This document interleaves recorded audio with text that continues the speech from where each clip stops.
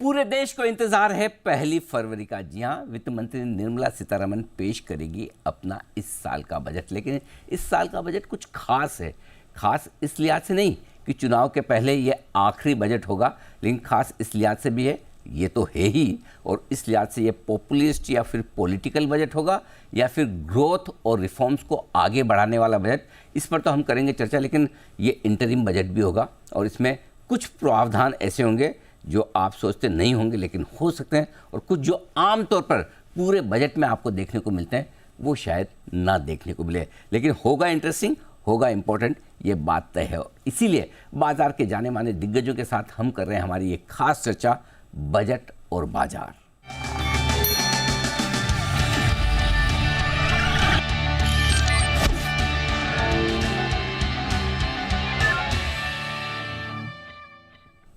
आइए बजट पर इस खास चर्चा में मेरे साथ बाजार के जाने माने दिग्गज कोटक म्यूचुअल फंड के मैनेजिंग डायरेक्टर नीलेश शाह साहब कार्यक्रम में शामिल हो रहे हैं। नीलेश भाई, बहुत बहुत स्वागत है, धन्यवाद आपका। मुझे याद नहीं आता मतलब कितने बजट मैंने आपके साथ शो कर लिए सर। अब तो मतलब 2005-06 से लेके करीबन 20 साल हो गए।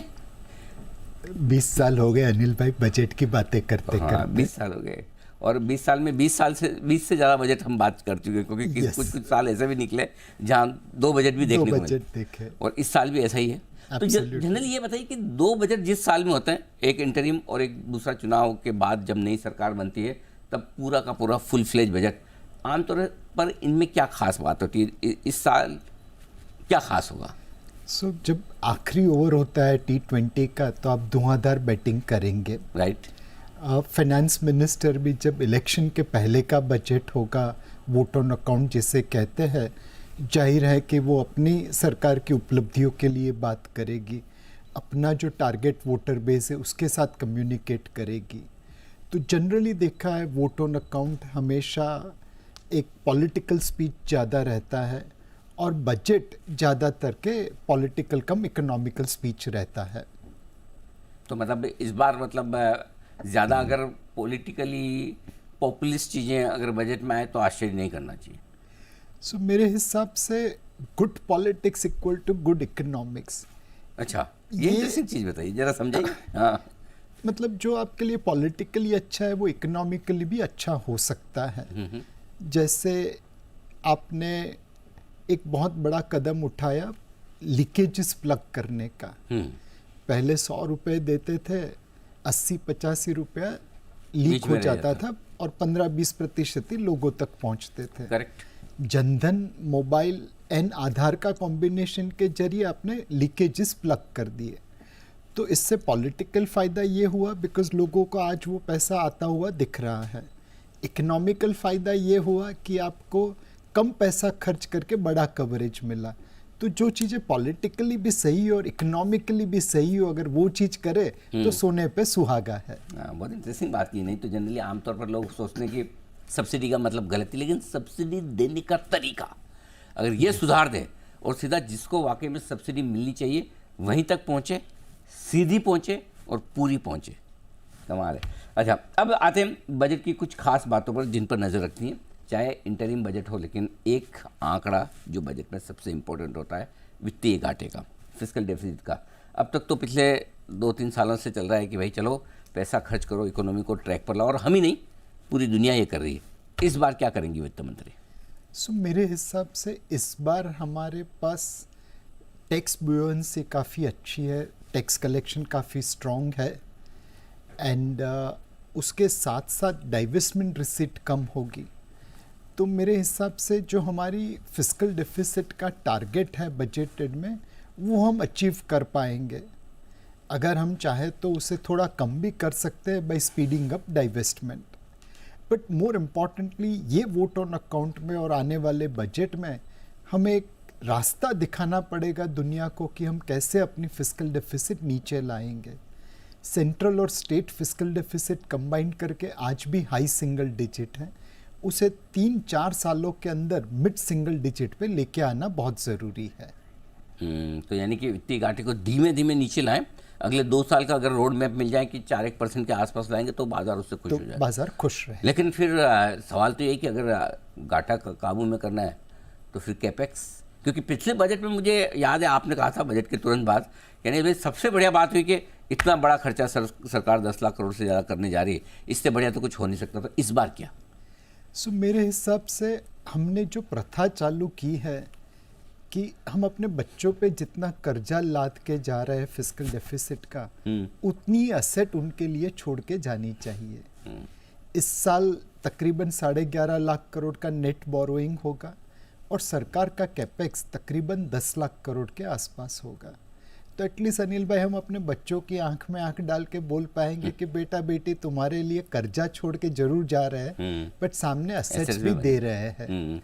ये जो हमारी प्रथा है उसे बदलना नहीं चाहिए, उसे और इम्प्रूव करना चाहिए। एंड इसीलिए सरकार को इंफ्रास्ट्रक्चर निवेश के ऊपर तो ध्यान देना ही पड़ेगा। हाँ, इंफ्रास्ट्रक्चर के तहत पहले आप रोड पे फोकस थे, फिर रोड और रेलवे हुआ, फिर रोड रेलवे और वाटर हुआ। आज उसके साथ साथ आपको थोड़ा पैसा हेल्थ और एजुकेशन इसके ऊपर भी लगाना पड़ेगा। हमारे IITs एंड IIMs में हम बहुत अच्छे किस्म के लोग एजुकेट कर रहे हैं, बट प्राइमरी एजुकेशन में आज ही हेडलाइन पढ़ी कि 25% लोग इंग्लिश का सेंटेंस नहीं पढ़ पाए या दूसरे स्टैंडर्ड की किताब नहीं रीड कर पाए ढंग से, तो उसे हमें सुधारना बहुत ज़रूरी है। ये बात सही है कि हेल्थ केयर और एजुकेशन ये दो और ऐसे सेक्टर हैं जहाँ पर सरकार का फोकस थोड़ा बढ़ाने की ज़रूरत है। वैसे भी एक चीज़ क्लियर है कि चुनाव के पहले का बजट है, तो ये दो सेक्टर वैसे भी लोगों को बड़ा आकर्षित करते हैं कि यहाँ पर खर्चा करो तो लोगों को लगता है कि हमारे लिए ही हो रहा है। Yes. और सेम एक और जो बड़ा सरकार का वोट बैंक भी होता है, और वैसे वोट बैंक के अलावा जरूरत भी है देश की, वो है ग्रामीण अर्थव्यवस्था, रूरल इकोनॉमी को बढ़ावा देने की। तो क्या कुछ इस बजट में उम्मीद रखी जाए जिससे कि सरकार कोशिश करेगी कि सिर्फ ग्रोथ शहरों से ना आए, गाँवों से भी आए? सो अनडाउटेबली जो कॉन्स्टिट्यूएंसी है वोटर्स की, उसमें women, rural, unemployed youth and farmer, ये चार बहुत ज़्यादा हिस्सा रखते हैं। एंड जाहिर है कि सरकार इन चारों के ऊपर फोकस करेगी। रूरल इंडिया में अगर हम देखें तो तकरीबन 50% इकोनॉमी एग्रीकल्चर से रिलेटेड है और 50% नॉन एग्रीकल्चर से रिलेटेड है। एग्रीकल्चर में हम कैसे वैल्यू एडिशन में चले जाएं? आप हिमाचल प्रदेश से सफरजन लाके यहाँ पे बेचेंगे, रास्ते में सफरजन बिगड़ जाते हैं, कंज्यूमर को सफरजन महंगे मिलते हैं और फार्मर को कोई पैसा नहीं बनता। बट उसी एप्पल का मैं एप्पल जूस बना के बेचूँ तो वेस्टेज कम होगी, रियलाइजेशन ज़्यादा होगा। तो कैसे हम एग्रीकल्चर में वैल्यू ऐड करते रहे, कैसे एग्रीकल्चर से एग्रो प्रोसेसिंग पे पहुँचते रहे, वो बहुत बड़ा महत्व रखेगी। एंड मुझे लगता है कि इस बजट में हमें उस चीज़ पे निवेश करना चाहिए ताकि एग्रीकल्चर इकोनॉमी में वैल्यू एड दिखने लगे, रूरल इकोनॉमी में वैल्यू एड दिखने लगे और वहाँ पे प्रॉस्पेरिटी आ जाए। और मिडिल क्लास के साथ थोड़ी अपर क्लास भी जो हाईएस्ट टैक्स स्लैब में 39% टैक्स दे रहे हैं, उनको पहले से ज़्यादा टैक्स चुभता है। पहले पिछले साल सरचार्ज वगैरह के साथ 42% जाता था, कम हुआ 39%, लेकिन फिर भी लगता है कि अच्छा कंपनियों को 25%, हमको 39%, तो कुछ रिलीफ मिलेगी।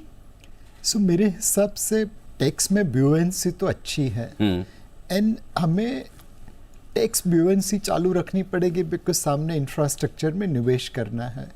बट आज की तारीख में भी अनिल भाई देखे तो जो टैक्स का बर्डन है वो कुछ लोगों पे ज़्यादा है, जैसे सैलरीड क्लास हुआ, कुछ लोगों पे बहुत ही कम है, जैसे सेल्फ एम्प्लॉयड बिजनेसमैन्स हुए। तो हम किस तरह ये टैक्सेशन के लूप होल्स को प्लग करते जाए। पिछले साल हमने मार्केट लिंक डिबेंचर्स के लूप होल्स को प्लग किया। मेरे हिसाब से 10-15 अच्छे हमारे दोस्तों को बुलाना चाहिए और उनसे पूछना चाहिए कि कैसे हम ये टैक्सेशन के रूल्स को ऐसे बनाएं ताकि उसमें लूप होल्स नहीं हो, टैक्सेशन का बर्डन इक्वल रहे। मतलब रेट कम करो, टैक्स का दायरा बढ़ाओ। यस, ये ऐसा कुछ न कुछ करें तो ज़्यादा बेहतर होगा। कंप्लायंस बढ़ाते जाओ और रेट कम करते जाओ।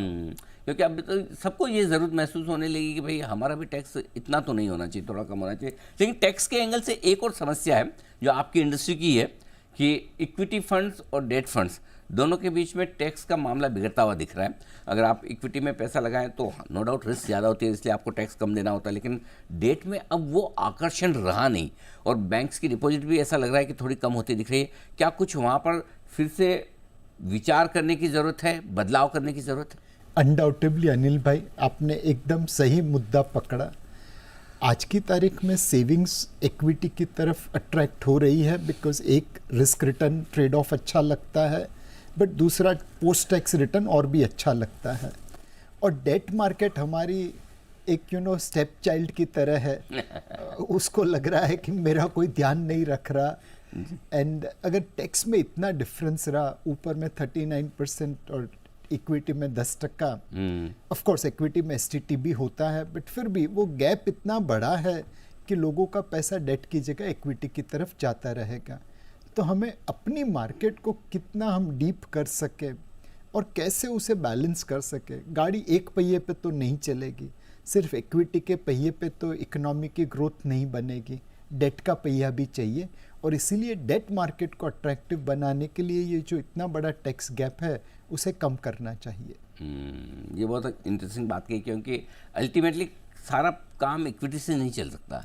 जहाँ डेट चाहिए कंपनियों को ग्रो करने के लिए, वो तो चाहिए ही, हर जगह इक्विटी थोड़ी लगेगी। एंड हमारे गुजराती में एक कहावत है, घरना छोकरा घंटी चाटे अने उपाध्याय ने आटो। सो घर के लड़के को आप भूखा रख रहे हैं, वो बेचारे घंटी चाट रहे हैं, और जो आटा बना वो आप गांव वालों को दे रहे हैं। तो डिविडेंड टैक्सेशन हमारे वहाँ पे कुछ इस कहावत के हिसाब से है। जो लोकल निवेशक है वो डिविडेंड के ऊपर पूरा टैक्स भर रहे हैं। करेक्ट। जो फॉरेन इंस्टीट्यूशनल इन्वेस्टर्स है उनको डबल टैक्सेशन ट्रीटी की वजह से बेनिफिट मिल रहा है। तो ये जो इनइक्वालिटी है एफपीआई की डिविडेंड के ऊपर और लोकल के डिविडेंड के ऊपर, वो हमें कम करनी चाहिए। हाँ, लेकिन इसको कम करने का मतलब ये नहीं कि वहाँ भी लगा दें या वहाँ भी बढ़ा दें, हमारा कम करें। हमारा कम करें।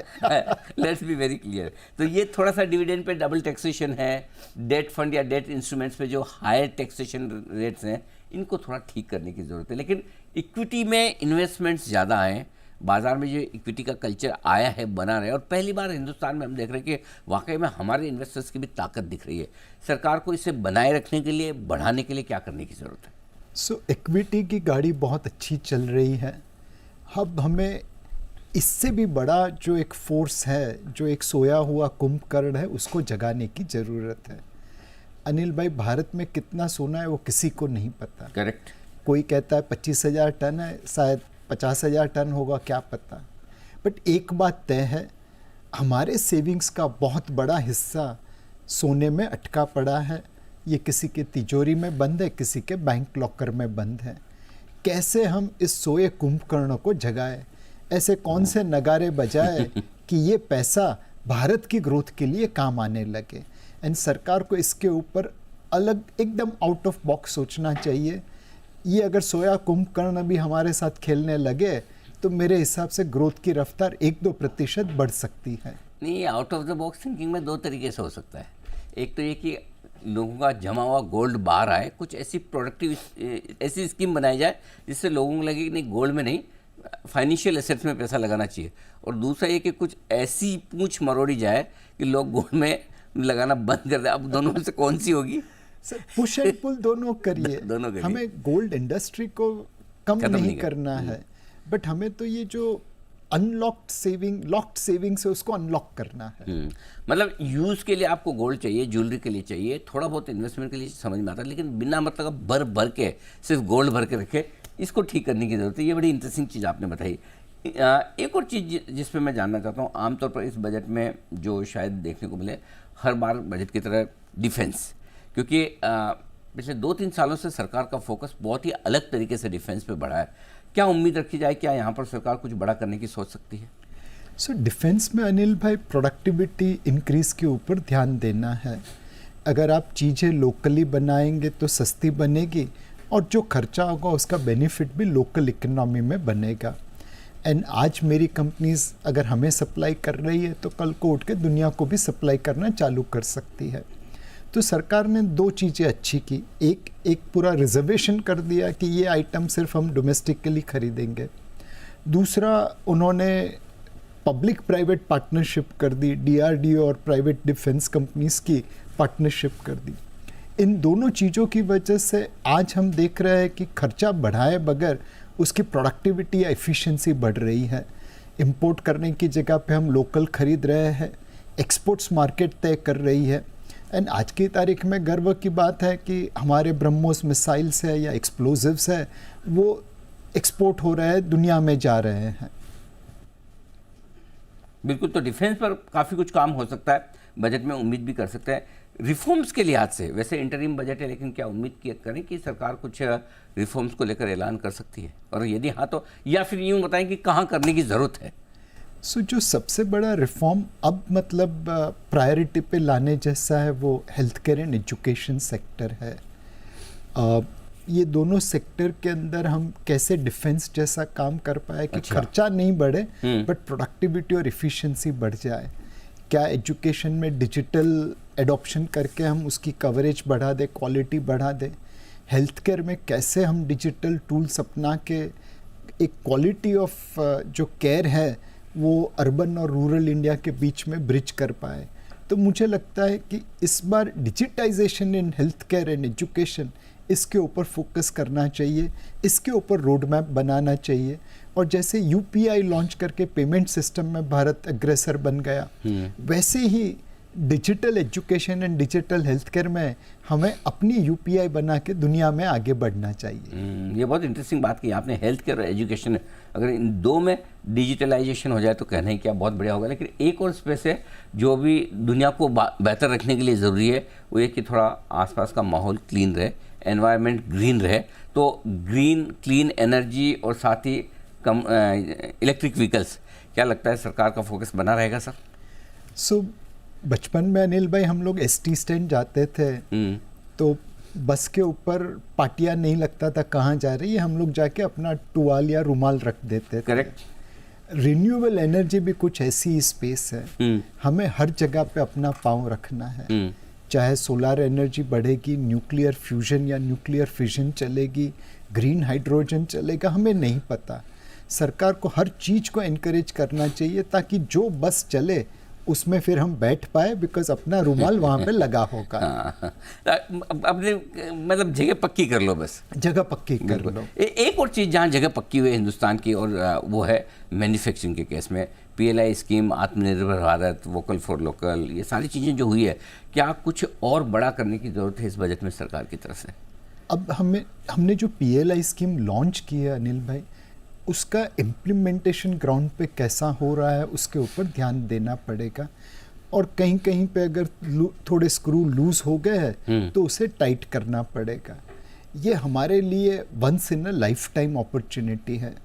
1980 में हम और चाइना एक दूसरे के आसपास थे, आज वो हमसे 6 गुने बड़े हो गए, बिकॉज मैन्युफैक्चरिंग की बस में वो बैठ गए, हम बस स्टैंड पे ही खड़े रहे। आज बस वापस आई है। तो विजन तो पीएलआई स्कीम का बहुत अच्छा है, उसका एग्जीक्यूशन उतना ही बढ़िया होना चाहिए। Mobile phones and electronic equipments में हम देख रहे हैं पीएलआई स्कीम बहुत अच्छा काम कर रही है। टेक्निकल फाइबर में पहले स्कीम उतनी अच्छी नहीं थी, बट तोड़ मरोड़ के हमने उसे अच्छा कर दिया है। ऑटोमोबाइल, ऑटो कंपोनेंट, इसमें जो पीएलआई स्कीम है उसको हमें और थोड़ा टाइट करने की ज़रूरत है। जैसे हमने इलेक्ट्रॉनिक्स और मोबाइल फ़ोन की पीएलआई स्कीम चलाई है, जैसे टॉयज़ की पीएलआई स्कीम चलाई है, वही बेंचमार्क, वही इफ़िशिएंसी बाकी सारी पीएलआई स्कीम में लाने की ज़रूरत है। इंटरेस्टिंग। नीरज भाई, एक सवाल आपसे, जिसे आप एक तरह से आप सेकंड लास्ट मान सकते हैं, लास्ट तो नहीं, क्या कुछ इस बजट में आपको दिखे तो आप कहेंगे कि ये बजट अच्छा है, और क्या कुछ ऐसा हो जाए जो आपको कहेंगे कि ख़राब बजट है? अगर हमने फिस्कल प्रूडेंस का पाथ छोड़ दिया तो मेरे हिसाब से वो अच्छा बजट नहीं होगा। आज हमारे पास मतलब रन्स स्कोर पे लगे हुए हैं, विकेटें भी हाथ में है, मैच जीतने के अपने पूरे अच्छे चांसेस है। तो इस वक्त ऐसा कोई कदम, ऐसा कोई शॉट नहीं खेलना चाहिए कि विकेट फोकट में चली जाए। एवरेज बढ़ाओ, विकेट कम रखो, नेट रन रेट ऊपर रखो। और इस बजट में अगर हम इंडिया की प्रोडक्टिविटी एनहांस कर सके, चाहे सोने को ज़मीन में से, तिजोरी में से निकाल के इकोनॉमी में लेके आए, चाहे डिफेंस में कम खर्चा करके ज़्यादा लागत ले पाए, चाहे एजुकेशन या हेल्थ केयर में हम यूपीआई जैसी ऐसी कोई डिजिटल प्रॉपर्टी बना ले जो दुनिया में अग्रसर हो जाए, ऐसा कोई शॉट मारे कि लोग वाह वाह करे कि क्या शॉट मारा है। बिल्कुल, कुछ तो ऐसा काम हो जिससे कि ball out of the park जाए। आखिरी सवाल नीलेश भाई, काफ़ी लोग बाजार में पैसा लगाकर बैठे हैं, आपके फंड के इन्वेस्टर हैं, पूरी म्यूचुअल फंड इंडस्ट्री में डायरेक्ट पैसा लगाने खुश हैं, लाइफ हाइपर मार्केट, और वाकई में एक साल में तो जिस तरह का काम हुआ है मार्केट में तो क्या कहना। तो उन्हें ये भी लगता है कि बजट के पहले मार्केट हाई पर है, थोड़ा प्रॉफिट बुक कर लें क्या, निकल जाएं क्या, वापस देखेंगे। और दूसरी तरफ वो लोग हैं जिन्होंने पैसा या तो पूरा लगाया नहीं या लगाना बाकी है, इंतज़ार कर रहे हैं मौके का कि बजट निकल जाए तब लें, बजट के पहले लें, बाद में लें। तो दोनों तरह के इन्वेस्टर्स, जो इन्वेस्ट करके बैठे हैं, बुक करना चाहते हैं, और जो अब लगाना चाहते हैं, उनके लिए क्या राय है? अनिल भाई, अपने असेट एलोकेशन धर्म का पालन करिए। आपकी ज़रूरत से ज़्यादा लगा है तो थोड़ा प्रॉफिट बुक करने में गलत नहीं है, और आपकी ज़रूरत से कम लगा है तो इस लेवल पे भी निवेश करने में कोई हर्जा नहीं है। सिर्फ एक चीज़ का ध्यान रखना, क्वालिटी में इन्वेस्ट करिए, मोमेंटम में नहीं। निवेश करिए, ट्रेडिंग नहीं। एंड थोड़ा मतलब लंबी अवधि रखिए। ये मार्केट एक साल के अवधि से निवेश करने जैसा नहीं है, 3 से 5 साल का व्यू लेना जरूरी है। नहीं रखेंगे तो मार्केट अपने आप लंबी अवधि का निवेश तो मार्केट आपको लंबा कर देगा। लेकिन पैसा दोनों में बनेगा, इक्विटी में भी और डेट में भी। पैसा दोनों में बनेगा, इक्विटी और डेट में भी। चलिए, तो ये राय नीलेश भाई की तरफ से कि पैसा लगाने का भी वक्त है, और पैसा अगर आपने अच्छा कमाया थोड़ा बुक करना चाहें तो भी हर्ज नहीं, लेकिन 1 से 3 साल के व्यू के साथ अगर आप इस बाजार में उतरना चाहते हैं तो अब भी मौके हैं, और इस बजट में भी बहुत कुछ ऐसा होगा जो आपके काम का होगा। नीलेश भाई, बहुत बहुत धन्यवाद, शुक्रिया आपका हमारा साथ देने के लिए, स्टूडियो में आने के लिए। इस खास शो में इतना ही, बने रहिए हमारे साथ। नमस्कार।